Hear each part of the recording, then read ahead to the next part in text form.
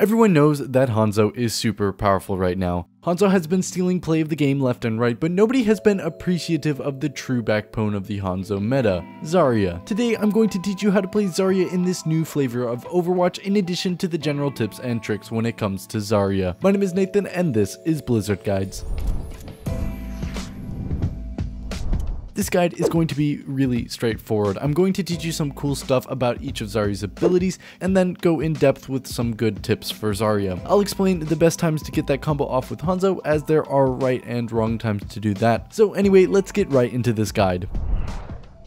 At number 4, we've got Zarya's particle barriers. Zarya's shields are by far the most important part of her kit to master. They are Zarya's only way to farm charge to do more damage, and they are the only peel that Zarya can provide. Zarya falls into an interesting class of tanking where her primary focus is peeling and her other dimension is dealing damage through either her high charge beams or her game-changing ult. So Zarya's barriers can block up to 200 points of damage while also trimming excess damage off. Essentially, if a tracer sticks a barrier, the barrier blocks all 300 points of damage because the damage is applied at once. The last thing to hit the barrier is completely blocked no matter what. The personal barrier is on a 10-second cooldown and the projected one is on an 8. When you barrier, your main focus is going to be protecting allies. The recommended order of priority is healers, then tanks, then DPS. So if multiple targets are in danger, you want to barrier your healers first and then your tanks and then your DPS. It makes sense. Obviously though, if your healer is not in danger but your tank is, you want to barrier your tank. You do it based on who is in danger, but healers definitely take priority followed by tanks and DPS. I'm just repeating it a lot so that way you guys actually remember because it is really important. Building and maintaining charge is very important when it comes to barriering, and you naturally build charge by protecting allies that are in deep, so there is an ebb and flow when it comes to Zarya's charge mechanic. The next section is actually just dedicated to that. But before I move on, I just want to give you guys a few more tips when it comes to the barrier. First, you can use a projected barrier to protect allies from obvious combos like Ryan's charge or Roadhog's hook,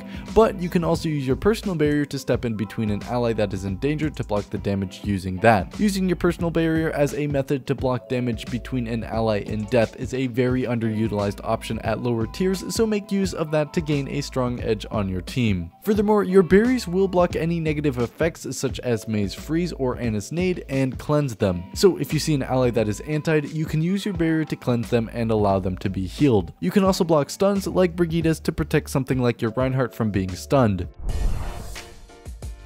Next up, at number 3, we're going over the charge mechanic and some tips to maintain it and use it most effectively. Zarya's charge for the uninitiated is the little number that shows up below her reticle. This number ranges from 0 to 100 and acts as a multiplier to her damage, applying plus 1% damage per point of charge. What this means is that if you keep your charge at 100%, you'll do 190 damage per second instead of 95, which is crazy. A charge Zarya does massive amounts of damage, so maintaining a high charge is a must if you want to keep grav up as well as your damage. The basic philosophy is simple. If you're low charge, you want to build charge immediately using both your projected and personal barriers, and if you're already high charge, you want to use your personal barrier to either maintain charge or quickly protect yourself, and you want to strictly use your projected ones to protect allies and not build charge. When you're at max charge or near it, the fact that both barriers can provide a theoretical 80% charge shows that using your personal as sustain and your projected as protection is the most solid plan. So if you're around 80% damage, you don't need to use both barriers to keep your charge up, as it is far more wiser to protect allies, because if you do, you'll probably still end up getting the charge from the projected one anyway.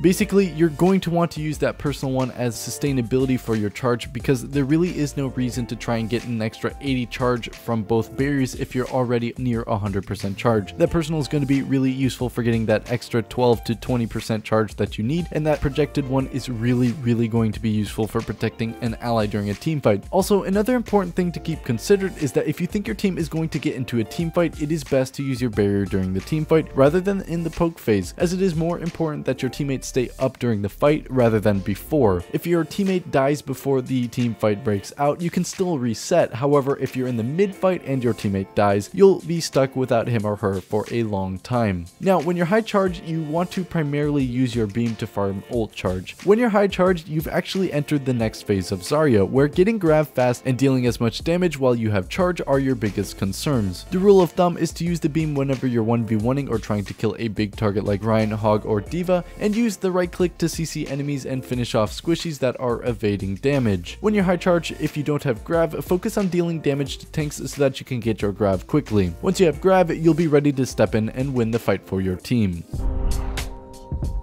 At number 2, we're going to be talking about Graviton Surge and when and where to use it. Grav is the most influential ult in the game. By itself though, it can't really do much, but with teammates it is a near instant win if used properly. To set up Grav, there are a few things that you need to get off your checklist. 1, make sure that any enemy CCs are far away or down. Your biggest threats are going to be D.Va's Matrix and Genji's Deflect, but because they're not in the meta at the moment, it's not really a huge deal. You just have to be aware of D.Va's Matrix, as she can eat your Grav, and Genji's Deflect because he will deflect your Grav if you're not careful. You also want to make sure that your team is there to follow up at the ready, which in the case of the current meta is actually just really going to be Hanzo's Dragon. You want to make sure that Hanzo has his Dragon up and that you have your Grav up and that you use it at the same time. And you can substitute Hanzo's Dragon for something like Pharah's Barrage, Genji's Blade, just a Reinhardt in general, or a bunch of other things. You also want to communicate when and where the Grav is going out, and then protect the ally that is following up on the Grav primarily. Let's say your Rein is going in deep to do damage to the Grav, you want to bubble him so that you get charged to be able to deal more damage to the Graved enemies, and then you also just want to use it so that he doesn't die when he's going into a 1v4 technically. Even though it's not really a traditional 1v4, he still does have a lot of damage going towards him, so you do need to make sure that you protect him. Now, if that's done properly, you will get huge team wipes every time. Rarely do you ever want to Grav without a teammate present, as you'll not really have enough damage by yourself unless you get squishies in it and you're full charge. You should typically Grav early in the team fight, and you should ensure that you get healers in it. If you can get only squishy enemies in it and keep tanks out of it, you'll get the quick and necessary picks that you need, so you don't necessarily need to worry about getting a huge ult combo with it, you just need an ally nearby. Don't worry about getting 6-man Gravs, 3 to 5 enemies is more than enough. One combo warning, you want to make sure that you keep up pace with the enemy team in terms of combos. What I mean is that if both teams have Hanzo and Zarya, you should be roughly getting the combo at the same time. Always go for the combo and never try and grab by yourself, with the exception of if your Hanzo just used dragons, in which case it might be okay. The Grav should typically be used as soon as it is charged. However, if the enemy has a lot of ults up, using a different ult like Rein's Shatter instead of Grav is typically a better idea, as it gives the enemy the idea that you're going to use a lot of ults, when in reality you'll save Grav and bait all of the enemy ults out and then counter wipe with your combo in the next team fight. Basically what I'm saying is that you can use the presence of Grav and the fact that you likely have Grav to bait more ults out of the enemy team so that you win the team fight quicker because of the ult economy swaying towards your favor. And lastly, at number 1, I'm going to be giving you guys some tips and tricks that didn't really fit into the other sections. If you right click and laser rather than only right clicking, you'll actually do more damage, so if you use this in a Grav, you'll do more damage and use ammo more efficiently. You don't need a full 25 points of ammo to be able to get a right click off. Even if you have one left, you'll still be able to do a full damage right click. You can also use your right click and melee to do extra damage and get some kills and conserve ammo as well.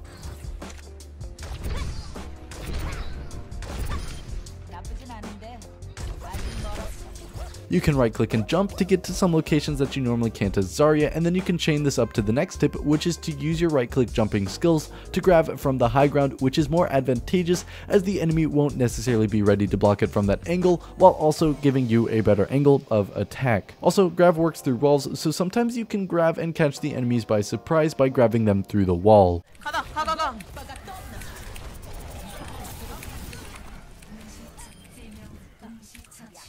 And lastly, you can grab the floor to instantly grab, providing the enemy with no time to react.